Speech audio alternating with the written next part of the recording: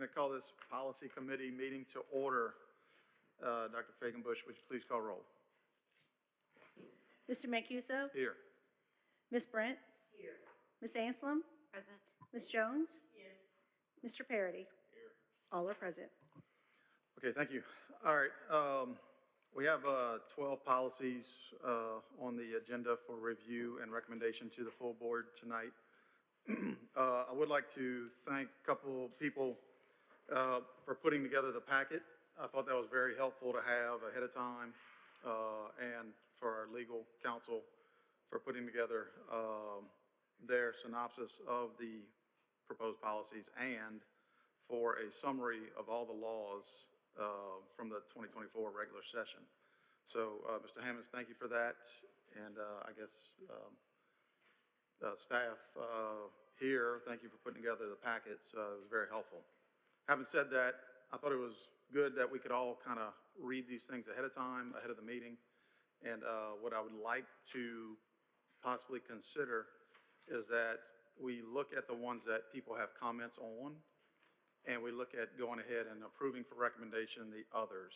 So I'll kind of open it up for discussion, if you don't mind. If you have comments on specific policies, we can kind of take those off and maybe look at approving the other ones in globo. Mr. Mancuso, do you want us to just like say A, and if no one has anything, then just keep going? You'd rather Yes. do that? Yeah. That's fine, okay. So number one, well, A, qualifications for school board members, A, B, C, B.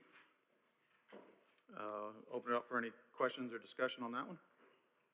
No comments. I had some discussion. I had suggested in a couple of instances that the word school board member be replaced with the word the person, because this was for who is qualified to be a school board member. This is not after you become a school board member.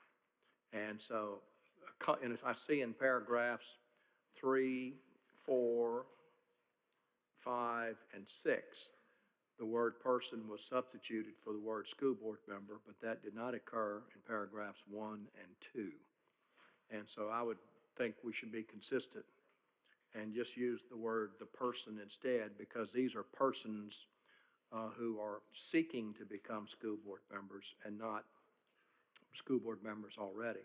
Similarly, paragraph number 7, I had suggested be removed because this talks about the oath of office, and that's, again, not necessarily applicable to somebody seeking the position.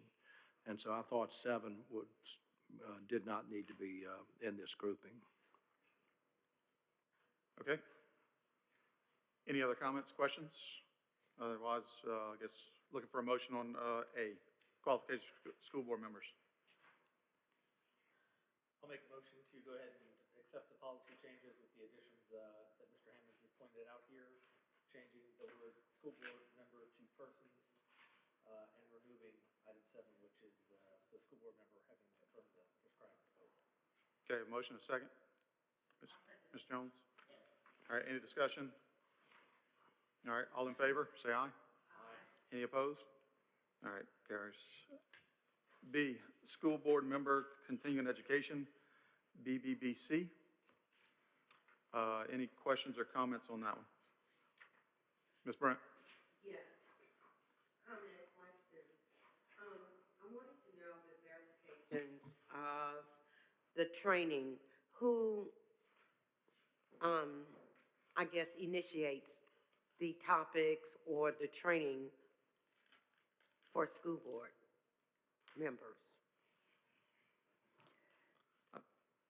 Go ahead, Mr. Hammonds, do you know? Well, the state law provides a number of different categories that board members are to be trained in. One of the statutes has added a new requirement this year, and that you be trained in special education. So there are a listing of a number of different things. The question I had raised about this one was, your existing policy said that you received training and instruction from a conference presented by the National School Boards Association or the Council of the Great City Schools. And I did not know, and do not know, whether this board is a member of either organization. So my only question or comment there was, if you're no longer members of that organization, then perhaps reference to that training should be removed. I'm assuming that's why I'm looking here on page 1 of 2 of that policy in the middle. It's got underlined in dark print. And I'm guessing that that was done that fashion just to call to your attention whether or not you wanted to keep that language. And it's an or, it's not a requirement that it has to go through that, so. Right. We are actually, LSBA is no longer a member of the National School Boards Association. They're a member of COSPA, which is a different national organization that LSBA is a member of. That actually moved, I think, 2 years ago when they left LSBA. So it might be a suggestion to get rid of that, which is bolded, because as long as LSBA approves it, it can be anything. It doesn't necessarily have to be just this. Right. Would you like to edit it to say any of the programs that LSBA, approved by LSBA? Even, or approved related programs. So that way if it changes, we don't have to keep coming back to the policy. Thank you. If I may answer your question a little bit further, the board has the right to decide what kind of training you would like to get. And if during the course of the year you feel that training in a particular area would be worthwhile, I would assume you'd run that through the president and see about that getting scheduled.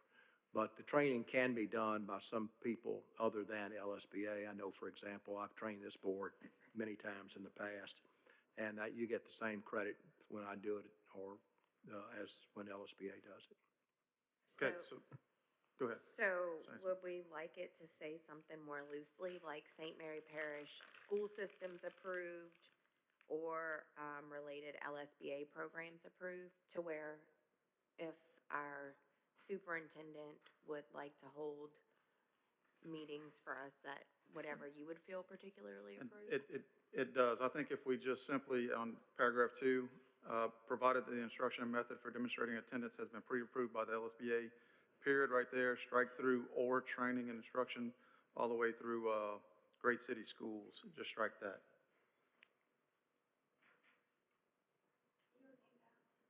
Yeah. Basically the or and then the bold, strike through that, put a period behind LSBA.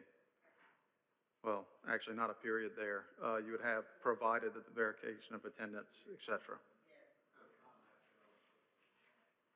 So do you need the rest of it? It's got the attendance stuff.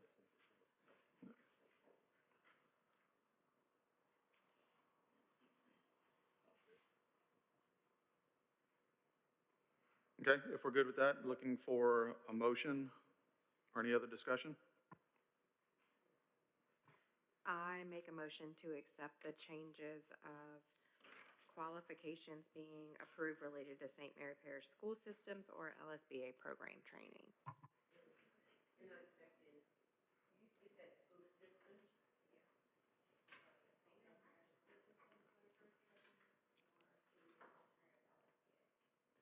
Oh, okay, I just thought it was. Oh, I see. Yeah, they say it in the next sentence. Yeah. It's board initiated training. We get to choose the trainings that, the topics of discussions that we would like, as opposed to just topics just thrown at the board. You know, there are more things I feel that, or specific to boards, like effective governance, finance, those kinds of things that the board needs to initiate to be effective. So those are the topics that Dr. Pope had gone over with us at our 6-hour training that we had, it was the summer, right? This past Yes. summer, every summer we do the 6 hours. And those are just topics either required by law or LSBA, and it was the, Right. but if there's any additional ones, yes, please just let me know, and we can definitely either add it to that training when it comes up or have a separate one. I do agree, though, with the language suggested by Mr. Mancuso. If you put a comma after the word LSBA, They do have to be pre-approved by LSBA if you want to get credit for them. You can get all the training you want, but if you want it to apply toward your 6-hour per year requirement, it has to be approved by LSBA. So what happens is you say, we're going to have a training session and it's going to be provided by Mr. Hammonds. You send that to LSBA, LSBA stamps it and sends it back, and then you're good to go. But the pre-approval is necessary in order to be able to get your credit. Okay, so we have a motion by Ms. Anderson. I mean, does that pretty much cover your intent there? We'll put a comment after LSBA, we'll strike. Related LSBA programs or training. Would that suffice? So basically, I think it does cover that at the beginning. We talk about any in-service training or whatever. So let's say the school board is presenting something, the school system is presenting something to the board. We just send it to LSBA prior to, so they say yes. So that way when people in attendance or whatever, then they put it in your record. So just go with, comma, LSBA related program or training.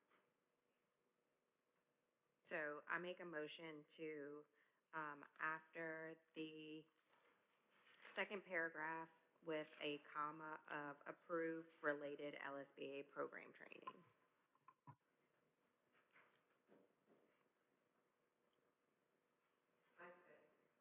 Okay, we have a motion and a second. I do have a little bit of discussion, if anybody else has discussion. If you don't mind, just for clarification, that sentence where it starts off with, actually, it's all one sentence, right? Training and instruction may be received from a post-secondary education institution in Louisiana from instruction sponsored by the Louisiana Department of Education, from an in-service training program conducted by a school board central office or the Louisiana School Boards Association, provided the instruction and method for demonstrating attendance has been pre-approved by the LSBA.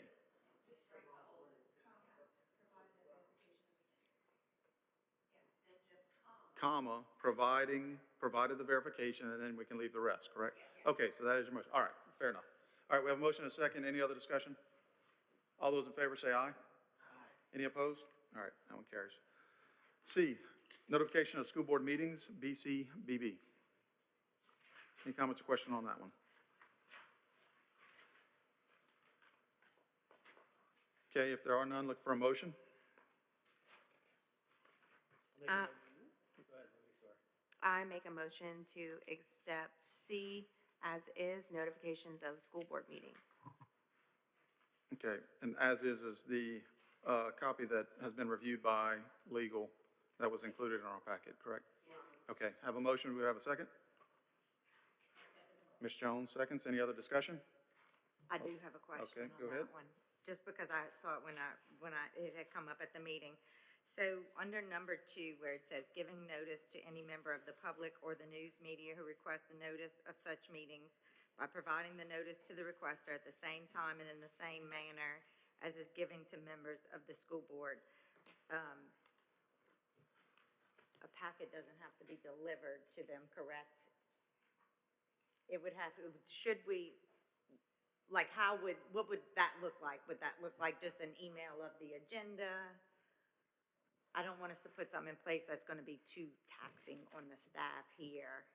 Mr. Hammonds, if you don't mind. Sure, and I started to say something, but I delayed. I wanted to make sure the board members are aware of what this change is. You know, previously you had to mail them a copy.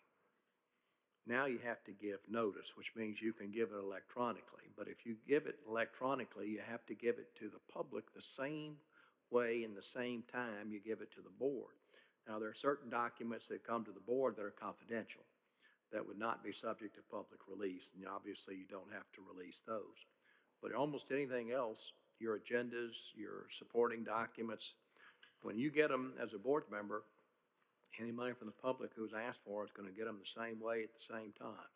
So I don't want any board member to be critical of the staff for them having to give information, you know, to third parties at the same time that you get it. I know some board members, and I'm not talking about this board specifically, but I know board members around the state typically like to have the packets first before they go to the public. But as a result of this change in the law, it goes out now at pretty close to the same time. And Mr. Hammonds, I mean, on your synopsis there, that is the same verbiage as what's in that law, correct?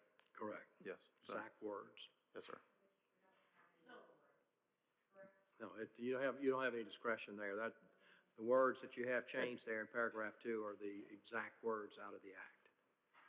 And Mr. Hammonds, if someone did a FOIA request, you'd have to provide it anyway, correct? Sure, if it was anything that's not confidential. Yes, sir. Well, I was just trying to think, because, I mean, like, what would be the method? Because we get an email, we get deliveries, we get mail. I agree. I don't want it to be too burdensome, but, yeah, I mean,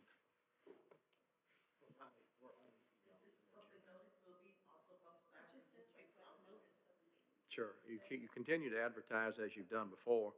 And also, number 3 there is just bizarre to me, that you also send a notice of every meeting to the Commissioner of Administration. Now, what does the Commissioner of Administration have to do with the operation of political subdivisions of the state of Louisiana? I looked and looked and looked and trying to figure out how in the world this could be applicable. I still don't see how it's applicable, but it is a requirement of the act. okay, any other questions, discussion on that?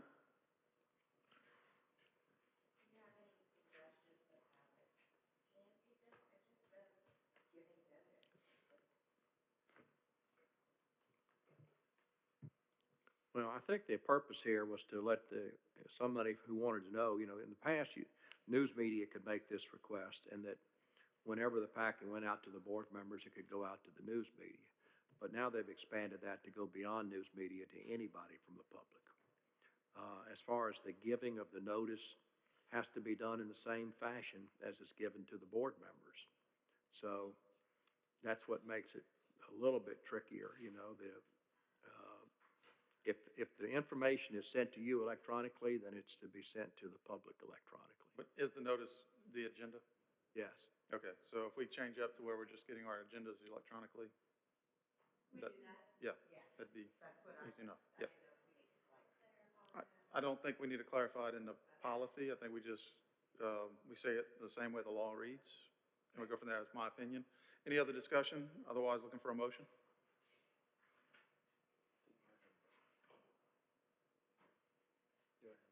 Oh, we have a motion? I'm sorry. We had a motion by, and a second? I'm sorry. Okay, I'm not paying attention. All right, all those in favor, say aye. Aye. Any opposed? See, you got all the support over there. Yeah. You are, whatever you call it. Anyway, I'm sorry.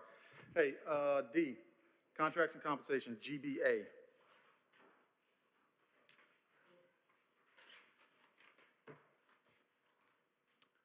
Any questions or comments on contracts and compensation?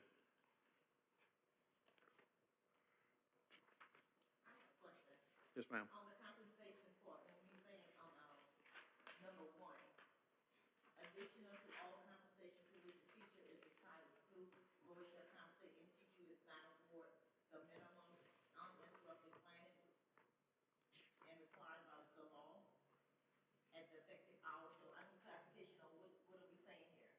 Each teacher by law is given 45 minutes of planning time per day, or the equivalent of per week.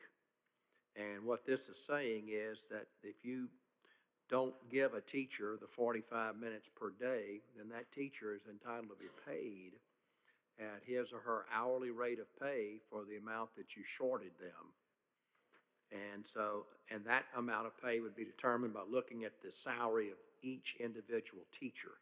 So it's not like everybody gets $20 an hour or $30 an hour. You'd look at your rate of pay, figure out what it is on an hourly basis, and you would be entitled to compensation if you didn't get your 45 minutes per day. That's different from number 2, where it talks about the supplemental salary schedule, because that is capped at the $30 per hour net that is reflected on the next page. See, this was a huge change in the law that people didn't understand, because previously the law said that your salary schedule compensated an employee for everything that that employee had to do. That's what the law had always said. Now, quite honestly, most school boards had not followed that law because, for example, your professional development that's done before the beginning of the school year, teachers were being paid to come in to get professional development. I never thought you were required to do that because the law said that your salary schedule compensated you for everything that you're required to do as part of your job. And if part of that is to get 2 days of professional development, then that was part of your salary. But now they've changed that completely to say if it's not in your job description, then you get paid extra for it. And yeah, any of you who follow the news media recently knows that the author of this bill is very upset now because a number of the school boards went back and amended their job descriptions to include things in there that they said teachers were already doing, that they're not asking teachers to do anything more than what they were doing before. They just listed those items in their their job description so that there's no need to pay them extra compensation for doing it. And that was all because of that change saying that it's no longer, your salary schedule is no longer the full payment for employees. It's led to a number of different issues and problems around the state. And I fully anticipate that next year, somebody, me or somebody, going to be sitting here telling you that they went back to amend the same law to prevent school boards from doing that. I mean, as silly as it sounds, they added things to job descriptions like teacher will average grades. And they said, well, why did you add that? Although they're already doing it. Every teacher has to average grades. That's part of them. Yeah, but we didn't say that they had to average grades in their job description. And so now if they have to average grades, the time that they spent averaging grades could justify them getting payment of another $30 per hour. I mean, that's how foolish, silly it became, and that's why many of the school boards made a number of changes in their job descriptions to try to eliminate that issue. Okay, well, a little bit of a cat and mouse game potentially there, but it is what it is. Any other questions, comments on this one? If not, looking for a motion.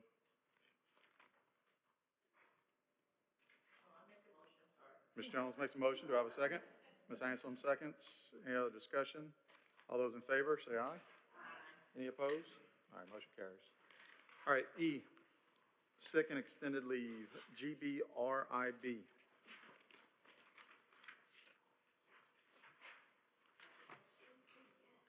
Questions, comments on E, sick and extended leave? I have a Yes, sir, Mr. point of Hammonds. clarification. On page 5 of 9, the second paragraph added the word school employee so that it now reads a teacher or school employee who's disabled as a result of this is entitled up to a year. And then if you read the next sentence, it says any school employee but not a bus operator disabled shall receive up to a year. And then if you go to the next paragraph, it says a school employee disabled while acting in his official capacity shall be entitled for up to a year. So it says it 3 consecutive times on the same page, which seems a little bit redundant to me. So I just wanted to point out that on page 5.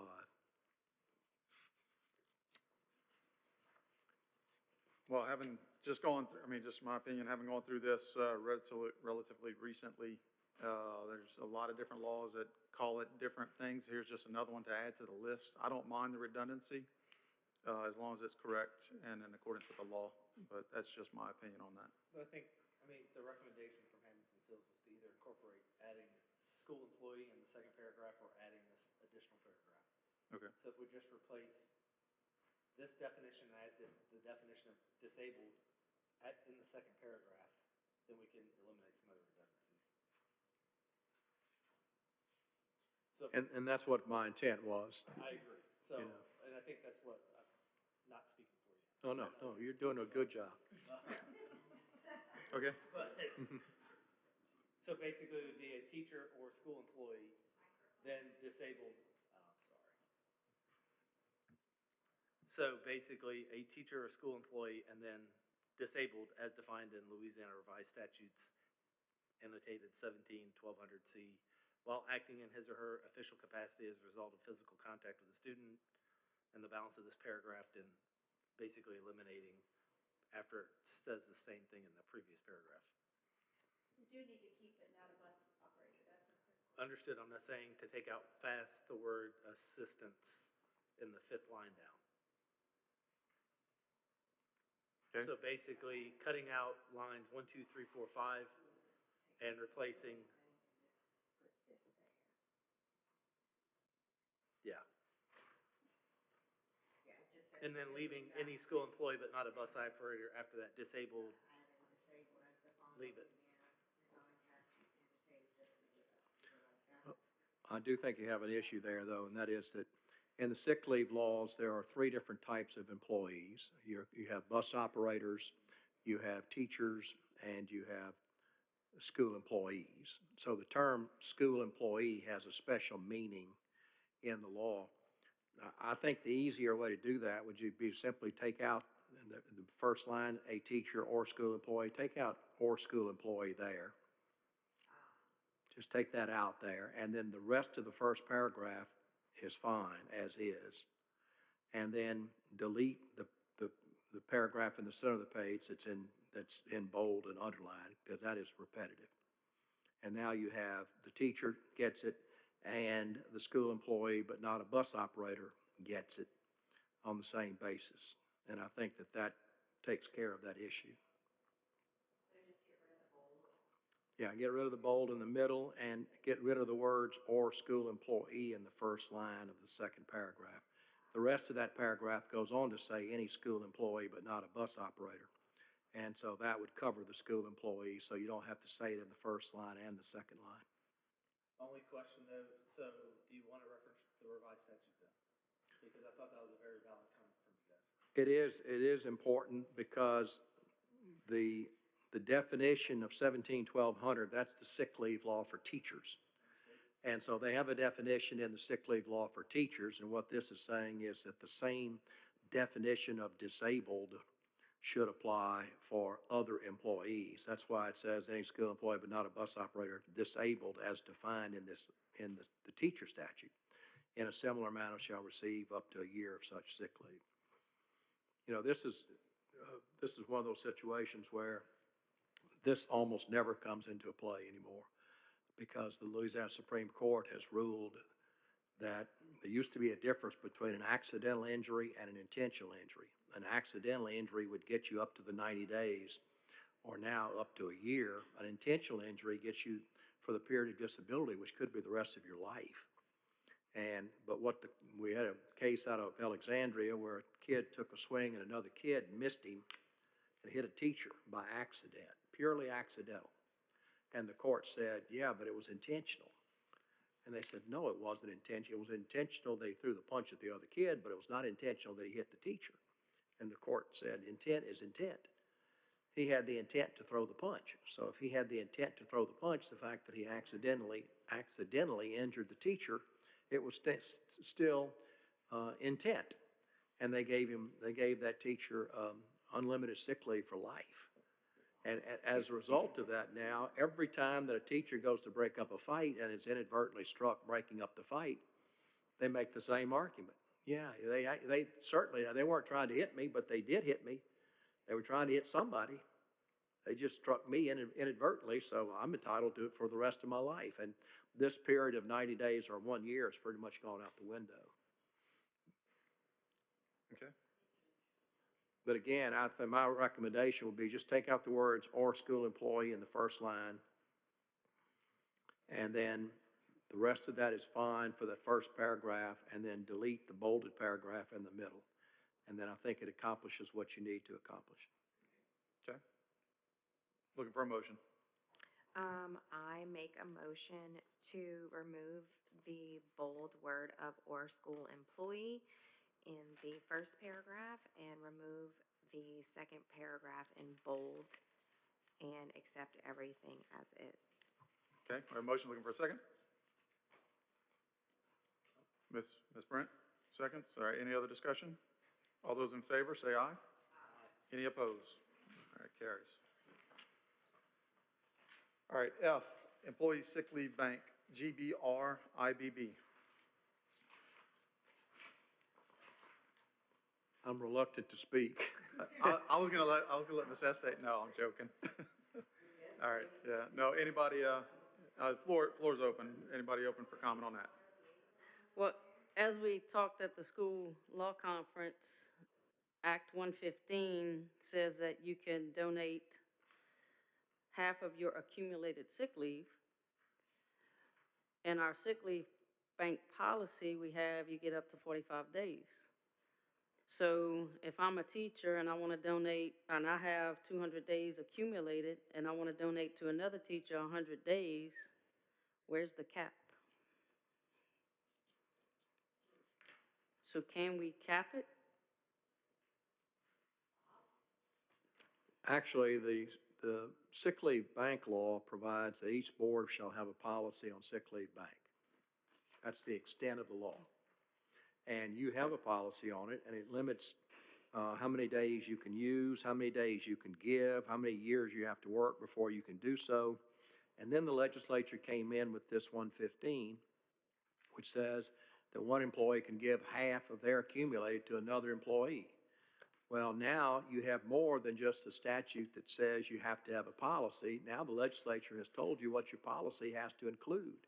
So anything that's in your policy that's contrary to that, I think would have to go by the wayside. Now, Mr. Mancuso and I had a chance to speak briefly about this before. I don't think that that's sick leave bank. I mean, if I have 200 days of sick leave and I want to give Ms. Black 100 days, those days aren't going into the bank because nobody can use them except for Ms. Black. And so I just don't think it makes any sense to say that days that never are subject to being used by anybody else would go into the bank. I don't think that the legislature thought that through very carefully, if at all. And one way that you could possibly address that would be to say that those direct donations do not go in, are not counted as part of the sick leave bank. And in that way, the limitations on who can give and who can get would not be applicable to that situation. And the intent of the legislation that you can give up to half of how many days you have to another person could be honored. That's also going to come into effect on the next page because it also says at least 90% of the leave balance shall be retained in each account of the bank from one school year to the next. So my position would be if those days are not part of the sick leave bank, that they don't count as part of the 90% calculation. How you do that 90% calculation is beyond my understanding, but I really don't see how you would do it if my giving days to Ms. Black affects in some fashion how many days you have to retain from one year to the next year when nobody can use those days except for Ms. Black. So one suggestion I might have, and nobody else in the state has done this because nobody's had this discussion, in which, by the way, I want to commend this board for having a policy committee. I mean, you know that you guys are responsible for selecting your superintendent, doing the budget, and having policy. Those are the three major obligations of board members. And the fact that y'all have this committee is, to me, really a good thing. I suggested on paragraph number 4 on page 2, if you read that language right there, may donate sick leave directly to another employee in an amount not to exceed 1/2 of the donating employee's accumulated leave as calculated at the beginning of the school year. That is exact word for word quote from Act 115. And so what a possibility there that you could add would be to say, this type of donation shall not be considered a donation to the sick leave bank. And donor/recipient eligibility requirements applicable to the sick leave bank shall not be applicable to it. And what they're saying is a donation from person to person is not treated the same as a donation to the bank. Can we just put it like that? Yes. Sure. You making a motion? I make a motion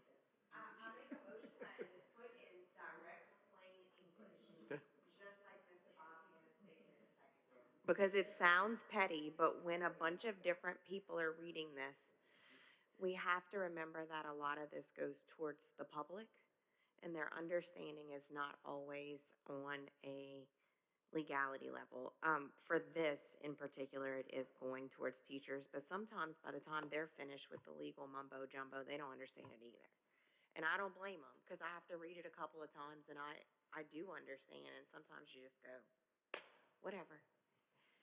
Could we possibly not add anything to our current policy and at the end put an exception per revised statute, blah, blah, blah, the following is allowed?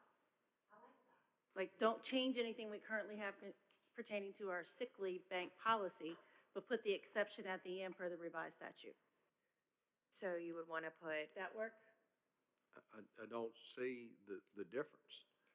I mean, you're saying the same thing both ways. At one point, you're saying it in words that your staff can read, and the other one, you're referring to a statute that they might have to go look up. No, just To stating answer- the to answer your exception in questions. one place. He's differentiating specific donations to a particular person.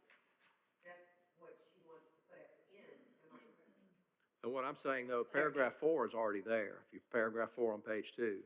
And so if you just add a sentence at the end of that paragraph, I think it makes it pretty clear, in my mind, anyway.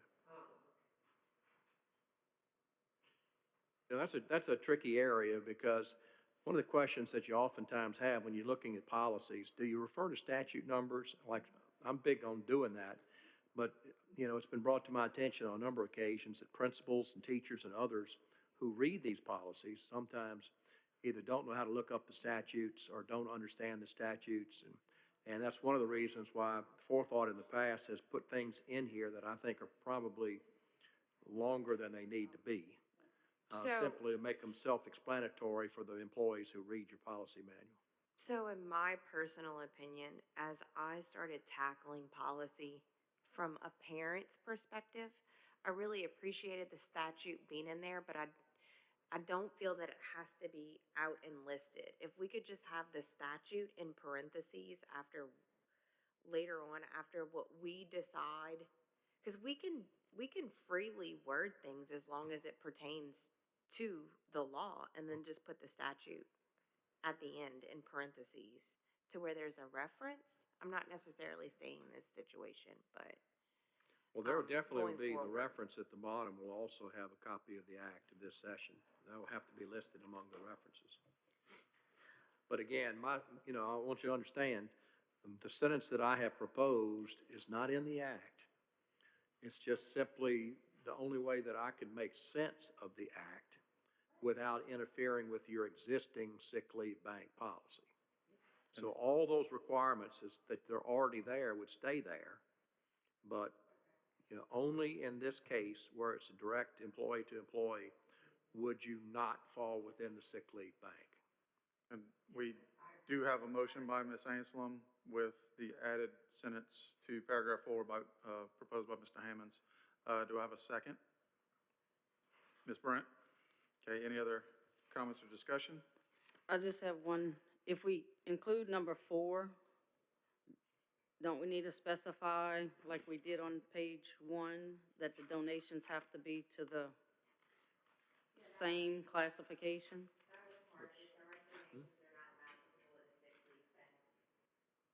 Yeah, this was taken directly out of the act. It will be referenced already in there to the different categories. Say donations may be directly individuals, but shall only be allowed within the appropriate classification. That's on page 1 already. Right, okay. And that would also pertain on page 2? Yes, Okay. yes. Right, just, Yep. I know it's repeated, but just to make sure. Okay. Yeah, I think All right. you're good there. We have a Okay. motion second. Any other questions or discussion? All those in favor say aye. Any opposed? Motion carries. All right, G, corporal punishment, JDA.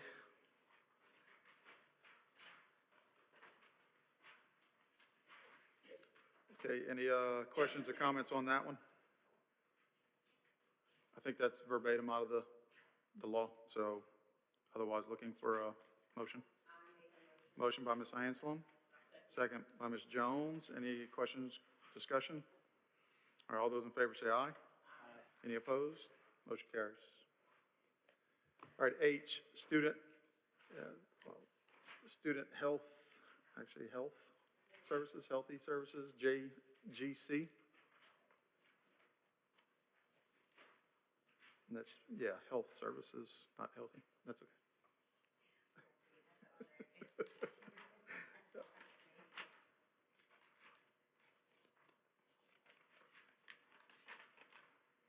Okay, any questions or comments on JGC, Student Health Services?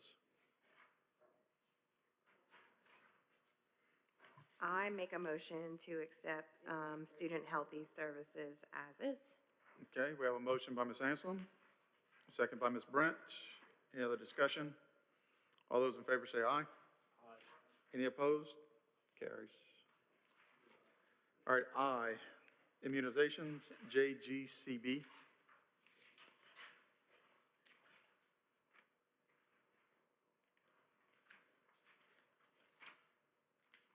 Okay, any questions, comments, Mr. Hammonds? I do need to make one clarification here. If you read on page 2, this is one of those times where we do reference policy. The existing language says, "No teacher or school employee or administrator shall distinguish between students based on whether a student has or has not received vaccines from the schedules provided for in this policy." Well, there are no schedules provided for in this policy. And so I changed that to read, "provided for in RS 17:170, which is Okay. where the schedule And is. whether in mine was scratched, I assume this policy should be scratched, not whether, the line above. Let me see. Yeah, I don't know why whether based, Because the law says whether. yeah, I don't know. I think this policy was what was intended to be scratched, possibly. Yes, this policy was supposed to be scratched and replaced with RS 17:170. And whether remain. Weather remained. Okay. Okay, any comments or questions on this one? Not that it, I am, I'm very happy to see this being brought to the forefront after,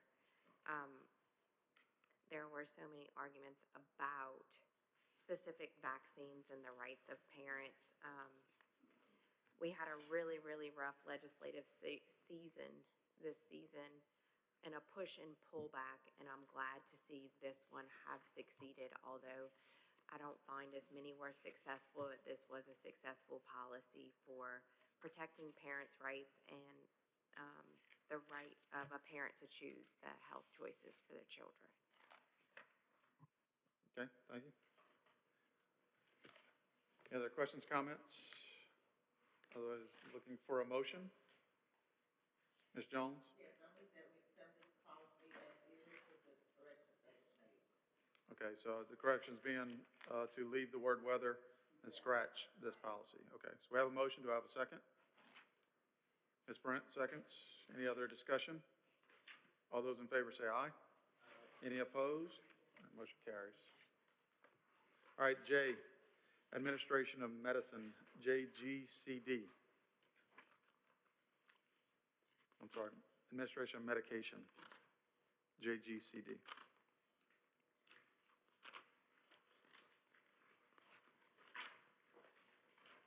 All right, any comments or questions on Administration of Medication?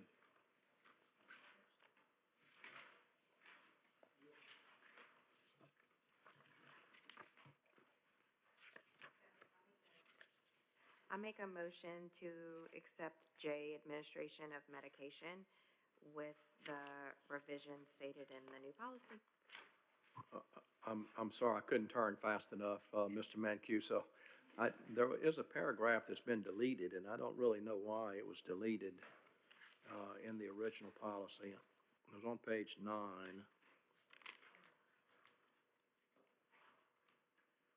Okay, this was the draft that was sent originally, and I had suggested that paragraph K be added, and it has been added, so I'm good now.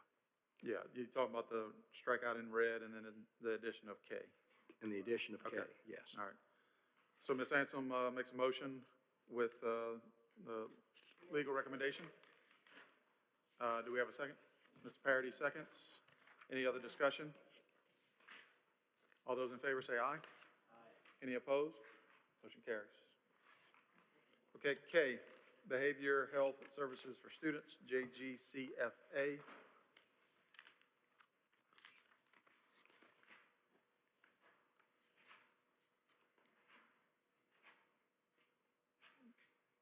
Okay, open it up for comments or questions.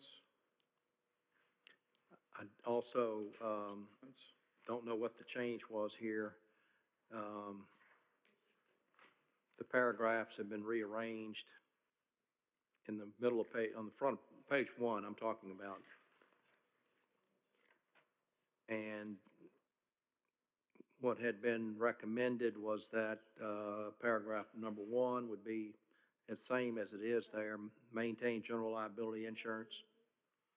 That was to be retained as it was, but then there was to be a paragraph 2, which was going to be that complete the background check. So that paragraph above should be a paragraph 2 that would go below the number 1, obviously. So it would be number 2? Yeah, the one says complete a criminal background check conducted by the state police. And the rest of that paragraph would be paragraph number 2. At the end of that sentence too, for whatever reason, Forethought did not include the rest of that sentence from the act. The rest of that sentence was, in order to begin providing behavior health services at a school. And I would suggest that that language be added there to make it consistent with Act 745. And then the paragraph above number 2, the one that says no person who has been convicted or pled nolo contendere, that should go after the paragraph on the criminal background check. So that would either become number 3 or that would become the second paragraph of number 2, and not before you do the criminal background check, you reference, the results of that check. So I would say that, again, on page 1, the second paragraph there, which says no person who's been convicted of, should go as the second paragraph of number 2, which is the next full paragraph. So again, behavioral health provider who provides services according to schedule, this policy shall, number 1, maintain the insurance, number 2, complete a criminal background check, and no person who's been convicted or pled nolo contendere to the crime shall be allowed to be employed. So that would be the order of those 3 paragraphs in my recommendation. So it would add, it would put this one as a 2 and this one as a 3 under So you're here. saying not to have a paragraph 3, just to have what we currently have as paragraph 2 as part of what is now paragraph 3? Well, and you could have a number 3 if you want, but number 2 says you have to complete a background check. And so the question then is, what happens if the background check comes back positive? Then you can't be employed. And so you can either make that a number 3 or you can make that the second paragraph or number 2, but Okay. should come after the requirement of the background check. Okay. So making, just switching the 2 and the 3 currently would suffice. Would you agree? Mr. Yeah, Haynes? well, that paragraph becomes a number 2, Yeah. and this would either be a number 3 or a second paragraph under number 2. Okay. All right. Any other questions or comments? So there's a number 1 under behavioral health provider, but there's a number 1 and no number. Is that where y'all moving that section to? Yeah, the paragraph that says complete a criminal background check would be paragraph number 2. Under this one? Yeah, this is number 2 right here. Gotcha. Okay, And then this goes below that. gotcha. Okay. I was just making sure, because you're not supposed to have a number 1 without a number 2. So, okay, so you find it reads better just having 1 and 2 and combining those 2? Or you can do a 3 if you need to do a 3. It makes no difference at all. Okay. Okay, very good. Sure, need a motion? I make a motion for the second paragraph to turn into actually number 2, the third paragraph to turn in number 3, and everything remain the same after that. I think you said the third paragraph would be number 2, the third bullet point would be number 2, and the Second one will be number 3. Okay, so we have a motion, do I have a second? Ms. Brent, seconds, any other discussion? All right, all those in favor say aye. Aye. Any opposed? All right, motion carries. Okay, Mr. yep. Mancuso, can I just add one thing? Yes, sir, I'm- Mr. I'm not, Hammonds. I'm trying not to belabor this, but I want to make sure the board members understand that one you just approved. And again, that's exact quote out of the new act of the legislature, which basically says that if in the area of applied behavior analysis, people from outside of your school system can go into your schools at any time during the day and get access to your kids, can take your kids out of a class. And you have to approve it. That's the whole problem because, and in addition, the evaluation to see whether the child is eligible is done by a private third party, paid for by the parents. And so I'm telling you right now that there's going to be issues with the implementation of this one. It started a little bit, but this goes way beyond that to say that they have the right to provide these services during any part of the school day, including any and all instructional time. Yeah, it's, It says you're supposed to work cooperatively to create a schedule.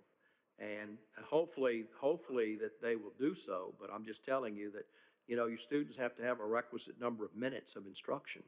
And this could be taking them away from some of those minutes if we're not careful. So I anticipate that this issue is going to come back. You're going to probably see it sometime down the road. And you, as board members, you may get calls from some of these people in private sector who say, look, this act was passed and by golly, I have the right to go in the schools and provide those services. Those kids need it in the schools. So if you do get the calls, at least I just wanted you to be aware of what this act said. So we don't have an active, counselor in our parish that can do this? So, I mean, would that be considered when they pull out at that time with him? No, they have the right to have this done privately. Parents have the right to make the call. That's right. So if a student falls short of the required instructional minutes, is it fair for the school district to require the makeup or of those minutes? Well, you're going to have to do it some fashion or another, and that's the way I guess you'd pitch it to the parents. You should say, look, because your behavioral analysis, guy came in here and spent too long with these kids, they didn't get their minutes, so now they have to come in on the weekend, or they have to stay after school, they have to make up the time some other way.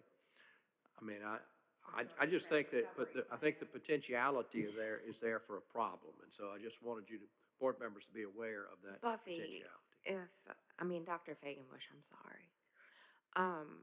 Is there a possibility if a parent would request this that we could suggest certain time periods, maybe PE times so we could possibly cut down on that situation of them not reaching curriculum hours? Yes, and generally, that's exactly what our parents want, our guardians. They want us to do and pull them from the time of the day in which it's the least, intrusive in their educational process. Going forward, has that worked, or do you feel like that's a different way that we could suggest that in a policy? We do that already. When they come into our school system, we work with the principals and they work with the providers. Thank Yeah. you. Yes, I just ma'am. want to make sure that we're covering the basis for the students' needs for their education and also their mental health without taking from that. okay. No, we already did. L, gifts and donations, DFK. So this was a repeat. We had tabled this back in, several months back. But, yeah, it's come back. So any questions or comments on gifts and donations?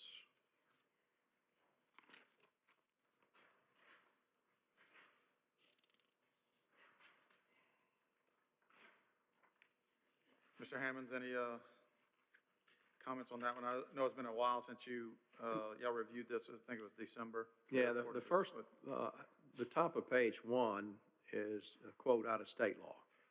that is part of the ethics code. So everything that's there is already law. It's already been applicable to employees of the board about accepting gifts. The changes are going to be over in number on page 2. And you recall that the issue that we had was requiring the principals to keep track forever of every donation of every kind made to a school. And, you know, that seemed to be excessive. It followed the language of the act, but it just seemed to be excessive. And I think, as I recall, some of that discussion was about that at that time when it was tabled before. I have kind of a personal question about this. As a school board member, as far as ethics goes, I'm not allowed to gift anything above $25, correct? As a parent to a teacher, yes. What if it is as a parent to the school? A parent can donate anything they want to the school.